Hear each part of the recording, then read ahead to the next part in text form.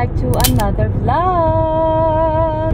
And today guys, nandito po kami ngayon sa Des Moines kasi may mga ipapadala kami ng mga balikbayan boxes na yan para sa Pilipinas. And then siguro konting gala lang kasi hindi ko na talaga kaya sis.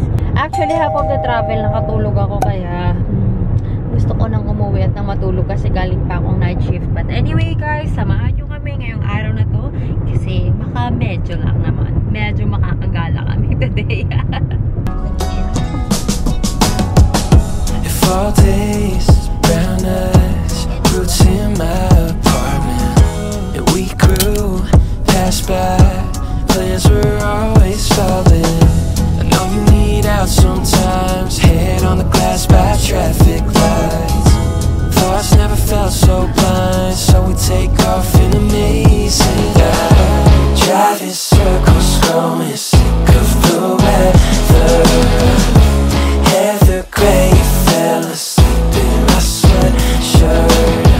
I'll leave the world and make a new one together. That's how my mom that I'll be back in November. It's all for the better.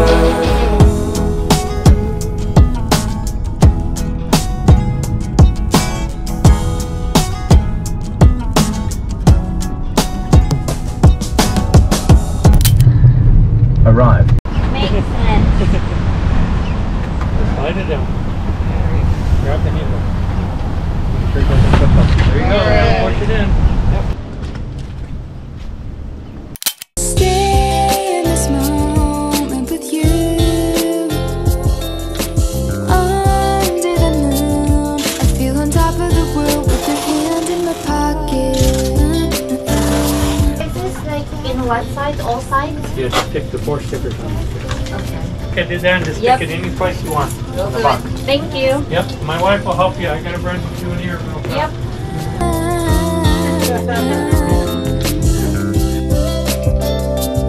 I feel on top of the world with your hand in my pocket. Writing down the things that we still haven't done. All the friends pretending like they wanna get lunch. Don't know if we're doing, but it's fun to dream. Yeah, it's funny to dream, but you're that. Hi guys! So, tapos na po kami sa pagpapadala ng aming mga packages. So, we got here halo-halo. Grabe, kanina. Walang tao kaninang dumating kami dun sa Filipino store. And then while we were packing the box, kasi inano namin, nag-double packing kami. Kasi parang nung pagbaba ng box dito sa sasakyan, parang mawawasak sa bigat.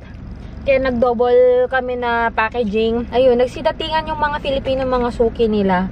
Tapos may benta pala silang halo-halo. Di namin alam. Saririnig lang namin na nag-order silang halo-halo. Kaya yan, napa-order kami ng halo-halo nang wala sa oras. Pero how much?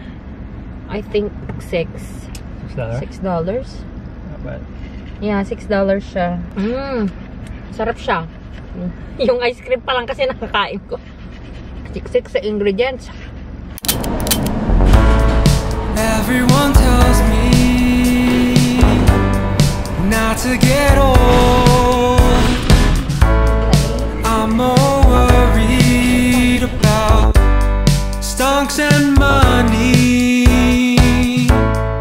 I'm so attached to myself,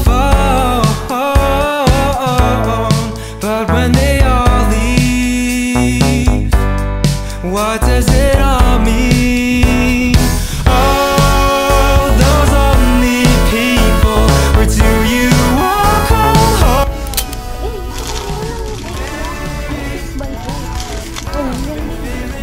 Ito ba yun? Ito ba yun? 7x7. Ang bitin mo ata 8x6.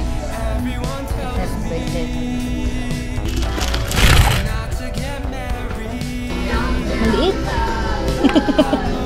Maliit. Anong size yun?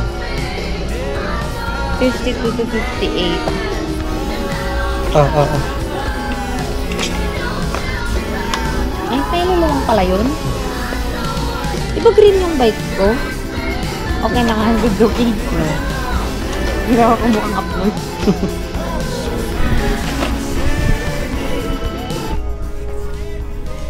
kaya? Ang sakit kasi sa upuan nun. Kaya pala may cycling shorts yung mga ano. Parang sakit. Or palitan ko na lang yung cushion at yung upuan. Papatong mo lang. Ay, oo nga, no. Mas mura pa. Ikaw, ayaw mo? Yeah. Sakit kasi sakit. O, yung para to sa bike, oh. Bili kaya ako ng ganito, ng bike ko. Pwede po. Paglalagyan ng gamit. Or ito na lang. Pwede baga kinaan nag-camping tanga. Yeah. Tent. Did you rent a camper? Sabi nila, no, we'll just go on a tent. Oh my God, you guys. You are just, ano daw. Napaka, ano daw natin. We will be in a campground anyway, so it's gonna be safe. Sabi ko kanya. Sabi ko di ko, kas din ko, di ko hinama. Kasi ito nga tate, na ipauwit ta kanya na. Bali na, weddings ka daw. Mga gamit di pang balay mo.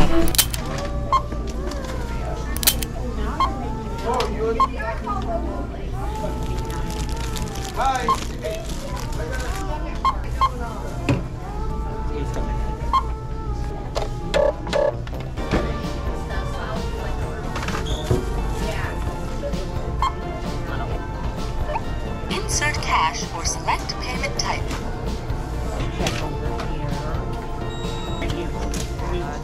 Hey guys! So, done na kami sa Walmart. We bought some stuff for the camping na gagawin namin next week. So, abangan nyo yung vlog guys kasi magka-camping kami 3 days and 2 nights. Not totally 3 days kasi yung check-in, check-out namin 2 p.m. Check-in, tas check-out is also 2 p.m. So, parang sabihin na lang natin 2 nights. But then, we didn't buy for any food yet kasi wala kaming dala na cooler. Hindi kami prepared kasi kanina yung likod, sobrang punong-puno na ng yung mga boxes namin. So, we didn't bring our cooler. So, sabi ko, sa Denison Walmart na lang kami dadaan to buy some meat kasi bukas, parang magla-lunch din kami with friends. Hindi ko alam kung lalabas pa kami or papatlock na lang kami, but we will eat lunch kasi halos lahat kami naka-off for tomorrow. And then bibili na rin kami ng mga meat na babaunin namin for the camping kasi wala na kaming ano dun guys, madami pa kaming food kaso wala na kaming meat, wala na kaming beef tsaka chicken. Ay, yung mga nandun na lang na pagkain is usually mga leftovers and some Asian food na frozen, and we don't wanna bring our Asian food there. Parang, especially kimchi kasi may kapitbahay kami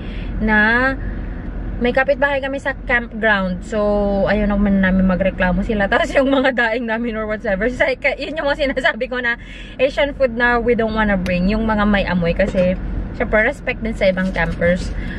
So, we'll just probably gonna cook something really, sige lang drive. I'm just gonna make something really simple food na lang siguro. Probably tomorrow night gagawa ko ng lumpia. Gusto mo yun? Lumpia. Para baunin natin. Kasi medyo busy na kami guys sa weekend. I mean sa Sunday night. May duty kami kasi may rag bride dito. Tapos tomorrow, hindi na kami makakalabas for sure. Mahirapan na kasi sobrang traffic na sa town bukas. Magsisidatingan na yung mga rag bride participants. Medyo nagsisisi nga kami na nasumali kami sa rag bride medical team. Kasi hindi namin alam. Akala ko kasi kapag sumali ka dun sa rag bride medical team, dun ka sa field. Gusto ko kasi yung mga ganun, yung parang makikicamp ka din sa mga bikers, ganyan. Hindi pala, doon pala kami sa hospital mag-stay. Tapos parang overstaff kami by the weekend. Kasi dahil doon sa, nag-anticipate kami na sobrang dami kaming ma-admit, ma-ER. So, ginawa pa ng hospital namin, meron kaming specialty clinic. So, I'm really wondering, na-curious talaga ako, bakit from med-search ako, dinala ako sa specialty clinic, doon kami sa hydration area, taga-insert ng IV, ganyan. Siguro dahil alam nila na nag-i-insert ako ng IV, kasi madaming med-search nurses na hindi nag-i-insert ng IV. Dito kasi, kung sasabihin mo na ayaw mo mag-insert, or you will say na, I'm not, hindi ako sure, ganun. Hindi ka nila pipilitin. So, ako kasi, pag na-IV out yung mga pasyente, syempre, di ba nasanay tayo sa Philippines na pag pasyente mo, IV out, insertan mo. Hindi ka uuwi na walang IV. So, tingnan natin kung sana wala akong palpak sa green room or sa specialty clinic kasi taga-IV insertion kami. Hi everyone! So, we're just gonna go to New China Buffet and Grill para mag-lunch. Kasi almost 4 na. Hindi pa pala kami nagla-lunch. Naalala ko lang na kinain namin is just the one from McDonald's and yung halo-halo namin from the Filipino store. But we will go dito. Gutom daw ng kasama ko. Magbo-buffet daw kami. Nagpa-search talaga ako ng buffet. Tingnan, buffet sinabi ko, hindi steak. Steak. Another lazy afternoon. The clouds covered in gray. Third coffee of the day. Almost fell asleep on Zoom. I yawn at the display. Third meeting of the day. But I can hear raindrops tap dancing on the roof. It's like they're calling out, don't lose your youth. Cause I can stay inside and step away inside. Oh, make today just a little less mundane. Oh, I can stay inside and step away inside. Oh, take today, oh, dancing in the rain. Yeah. Woo, oh, na na na na. Woo, oh, oh, na na na na. Woo, oh, na na na na. Woo, na na na. Woo, na na na. When I was a little child, I naturally would see magic in the world around me. Now I often get so tired. It's harder just to be fascinated, breathing free. But I can hear raindrops tap dancing on the roof. It's like they're calling out, don't lose your youth. Cause Turn right ka. Well, did you recognize the songs that I showed you? That summer by the Gloucester shore. Your scent of lavender grew strong as I pulled you. While the sunlight kissed your cheek. See, we felt infinite like nothing else mattered at all. But life came in full swing. We could have spent our summers chasing the sunlight in your eyes. Hey everyone! Thank you so much at narating nyo naman po yung part ng ating vlog. Shoutout time na naman po sa ating mga nag-comment po sa aking vlog na meal prep before work, sinigang and chicken adobo. Ayan! Shoutout kay Angelo Hurcales. Sabi niya dito, this makes me excited po. I will be in the US next month. Oh, I have been watching your videos ever since I started my visa processing. Ay, congratulations! Ayan, welcome to the USA na. And then, shout out kay Mel's Vlog. I also cook din po, ayan. So, please go to her channel, MHELS Vlog. Ayan, support din po natin yung mga ibang content creator. And then, shout out din kay Mia, kay Nomi Milante, pang ilan mo na to sis. Thank you sa laging pagka-comment. Parang laging nagko-comment siya sa lahat ng vlogs.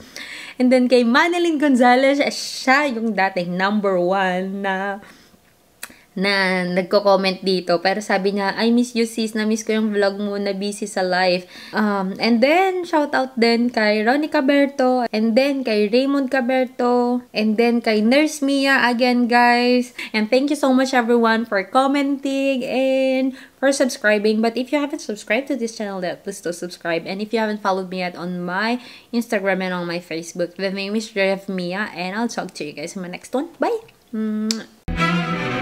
I think it's sweet, she sometimes winks when she laughs. I like